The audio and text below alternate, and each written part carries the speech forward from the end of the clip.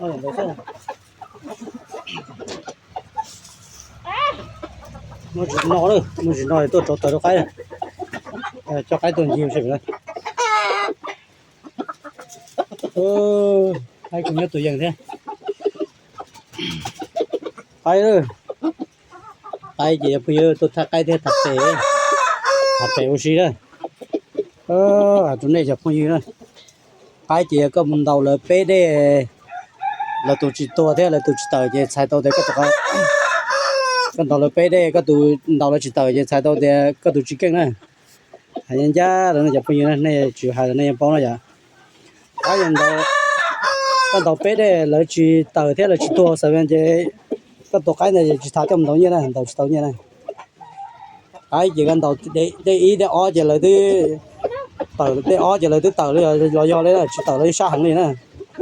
Để bé chỉ lòng xứ là nọ xứ. Cái tổ cái đầu chỉ tờ lấy trong này nó chỉ trong đầu như này. Thì tổ cái kinh mà để ý xứ chỉ lấy chỗ tua để ó chỉ lấy gì. Cái để ó chỉ lấy chủ tờ đấy chỉ tờ chỉ để bé chỉ không khen lòng xứ. Để bé chỉ lòng xứ. Rồi cái đầu nó mà cái đầu to như thế thì cá mình đầu là thế cái hải tàu thì cái kinh này. Rồi giờ tới cái đầu bé để cá thì là đầu là tua thế là tàu mà nhiều xài tàu thì nhiều cái kinh này. Đầu bé đây là chỉ tàu gì tụi cái này chỉ phải ra thì nó hay cái kia nữa mà phải ra này. Bé đây là tụi chỉ tua thế là tụi chỉ tàu thế là tụi chỉ vào thế không chỉ bảo gì thế là tụi chỉ tua gì. Ở sau bên thế chỉ tàu gì xài tàu thì cái kia này. Cái gì để ý để ó thì gì để ó chỉ là chủ sát hàng này á tờ là tua đấy á chỉ tua gì để bé gì không tiếng lòng nữa có tàu cái tàu nào mà thêm mấy dân này thế thì tàu như này thì tàu chính xác này con tàu bây giờ thì chính xác này hay cho cái con tàu bé để có chính xác thì tàu là tua thế là tờ là gì tàu cái này tàu kinh số này tàu cái này就600tàu như này tàu như này giờ cũng chưa hay là này bao này cho nên giờ cái tàu thường khá thì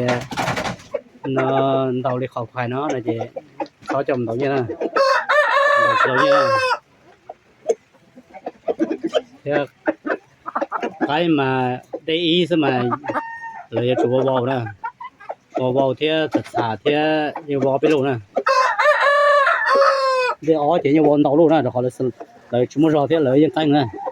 để ó chỉ là cái nè chỉ lấy chủ bao nó sơ nè bao thế tua lên nè nó để bé gì để ó chỉ tua thế chỉ tua sẽ bên thế chỉ tàu gì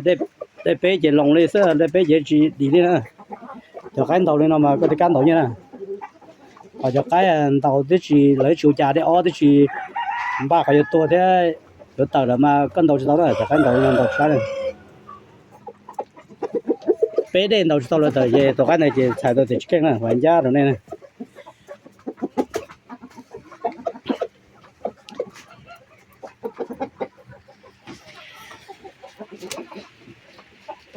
hai mà chủ cái đó thì dùng tàu là bé đấy tàu gì tụi này xài tàu thì cái nó chẳng có gì nó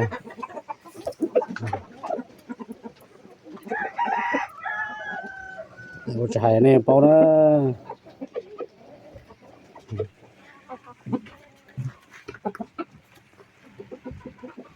nó tôi sát cái nó kìa sát cái nó chứ nó thì tôi sát cái cho cái nhiều xí nhiều xí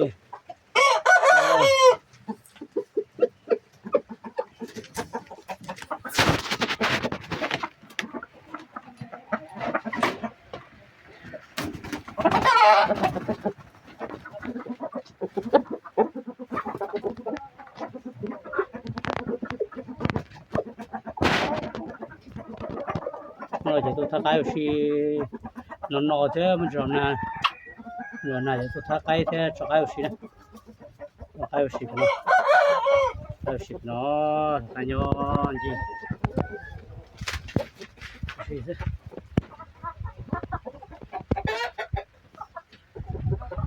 tôi lâu đó này chạy vô lại vậy tôi lại rồi ตัวเป้ได้ซะเนี่ยดาวเป้ได้กับชี้นะ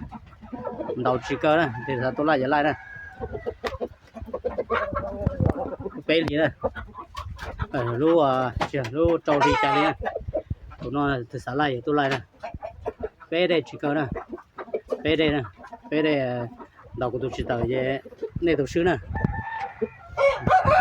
น้อยตัวเนี่ยสามตัวไล่นะโอ้ยตัว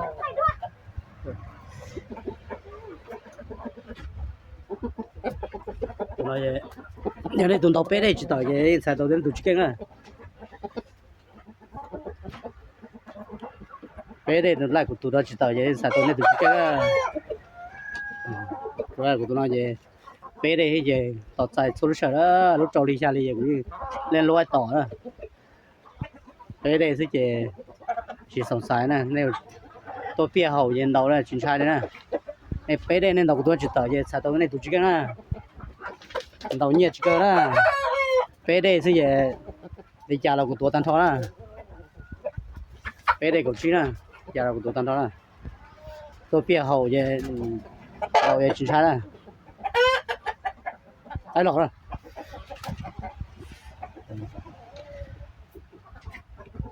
rồi một thay của chó rồi lộc pha má nào không thôi lộc pha má là không thôi lộc pha má xong một cái tờ mà của lại này cho Charlie ở đây nữa tôi chạy bé đây này lộc pha má xong một cái tờ sao của lại này cho Charlie này cái này cho Charlie sẽ về cho tôi của lại ở đây nữa tôi chạy ở đây của Cheese này tôi chạy bé đây này lộc pha má này ta mong cái tờ sẽ cái tờ hậu vòng có chỉ trong là sẽ chở món này món xem lộc pha má này về xong một cái tờ của lại này tôi này cho Charlie này cá Charlie xí lúa thế gì xe giả thế gì cũng lại ở đây của chi nữa cái xí máu cái tờ nữa cái nó máu cái tờ vòng bỏ thế bỏ này bỏ thế chỉ trong này bỏ máu hồi này chết tàu trở nữa muốn lại có tàu chỉ trong tụi nó bảo xong một cái tờ mà cái Charlie mà là ở đây nữa của chi nữa cái chiều tụi nó móc cái tờ rồi xong móc cái tờ xong mà của tụi nó chạy bé đây đó lại giờ cái xa đi ở đây chứ vậy chỉ tờ của thấy nhiên này chứ ở đây này tụi thấy nhiên của tụi nó móc cái tờ xong móc cái tờ của lại này giờ xí lúa thế xí giả thế của lại cái xa đi có tờ còn thập lý thế vậy lại đi cái chiều mà của tụi nó móc này nó móc cái tờ này móc cái tờ sẽ thấy xa rồng này xoáy xa xa rồng xoáy xa vậy để bỏ này ta chuyển đầu bỏ chuyển đầu bỏ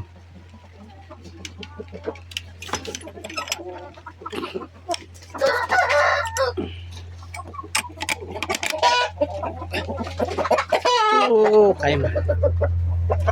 nó cái thứ